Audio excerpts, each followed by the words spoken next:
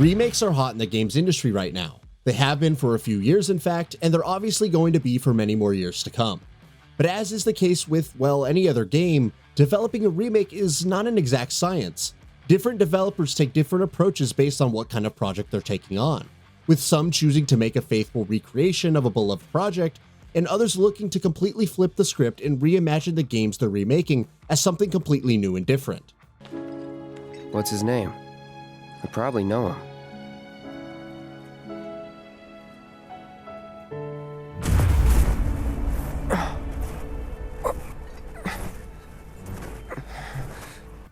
Of course, both approaches have had excellent successes, and a few notable failures, and both obviously have their own pros and cons. But which of the two is more valuable?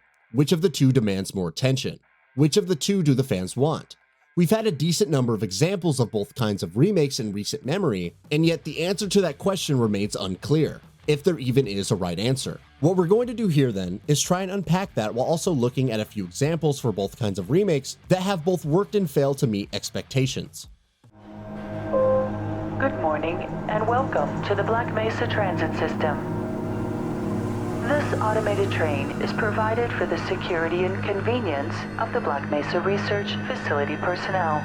When it comes to conservative remakes, the advantages are instantly obvious. Simply put, there isn't nearly as much risk involved with a project that's sticking more closely to the source material. The remake has a far stronger and sturdier foundation that's already in place, systems and mechanics have been formulated and thought of, the story is mapped out and ready to be told, and instead of having to conceptualize new ideas, the development team could focus on executing existing ones and really putting the time in with polishing. That isn't to say that more traditional remakes are easy to develop, of course, but with a pre-established framework to build off of, they definitely have a much more solid pipeline to stick to and fall back on. Of course, the risk involved is far less intense when it comes to reception from critics and audiences as well. If it ain't broke, don't fix it, goes the saying. And if a remake is recreating a beloved game more or less as is, the assumption is that either its story or its gameplay are still good enough to be enjoyed by people, perhaps with a few minor tweaks here and there. And if that is the case, then the game is much more assured of being received well by those who play it. Of course, the remake in such a case is completely at the mercy of the quality of the original game. So if you're looking at something like, say, Destroy All Humans, you might still get a remake that, in spite of being fun, shows the age in its inherent game design. Even so, it's still guaranteed to provide plenty of familiar fun.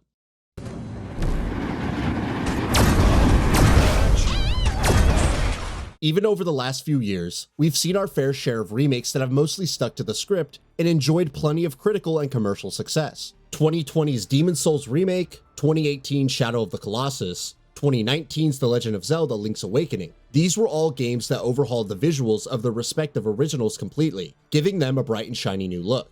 But on the gameplay front, the changes were far more sparse and far more focused on tweaks and iterative changes rather than wholesale overhauls. To say that worked out well for all three of those games would be an understatement. They're all three excellent games and wonderful remakes.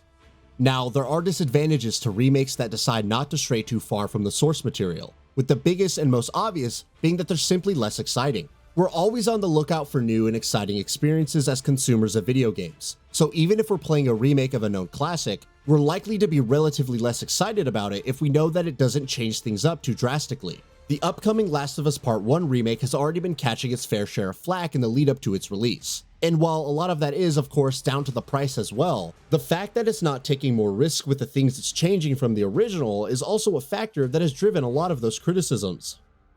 That's where you make a case for a game that's more of a reimagining than a remake. Because even though they're much riskier for the companies making and financing them, if they're done well, they're also typically much bigger. High risk, high reward.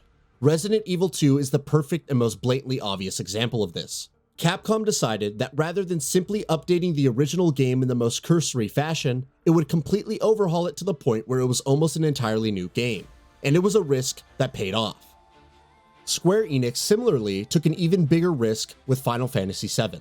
Millions upon millions of rabid Final Fantasy VII fans would have been more than happy with just a normal remake that overhauled the game's visuals and gameplay while still telling the exact same story in the exact same manner. Square Enix, however, decided to turn it into a 3-game project that re-examines and changes almost everything we know about Final Fantasy VII. And that too is a risk that's paying off in spades.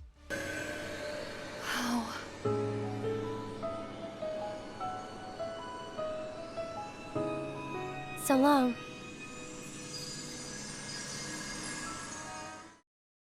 Of course, there are downsides here as well. For instance, making the right decisions with what to cut, what not to cut, what to add, what to change, and that sort of stuff is far easier said than done.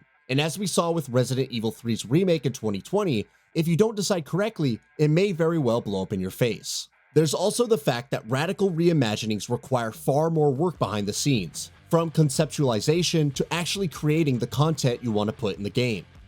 We do have a handful of major remakes to look forward to in the coming weeks and months, including the likes of Destroy All Humans 2 Reprobed, The Last of Us Part 1, Resident Evil 4, Dead Space, and more. While further down the line, the likes of Splinter Cell, Max Payne 1 and 2, Final Fantasy VII Rebirth, and others have also been announced. Conveniently enough, there's a healthy amount of remakes from that list falling in both of the groups that we've spoken about here, and there's a good chance that the majority of them are going to be great games in their own right. Clearly then, there's no one right answer when it comes to which style of remakes is best, because ultimately, it all depends on how the developer behind the project is executing on its vision. Are the bigger reimaginings and shake-up more exciting? Without a doubt, especially when handled by a talented developer that knows what it's doing. But a solid remake that sticks to the script and also sticks to landing isn't anything to scoff at either. That's all for now. If you enjoy what you saw, please hit the like button. And if you're new to the channel, now is a great time to subscribe. We upload brand new videos every single day. After subscribing, don't forget to enable all notifications by clicking the bell icon. Thanks for watching this video, and we'll see you next time, right here on GamingBolt.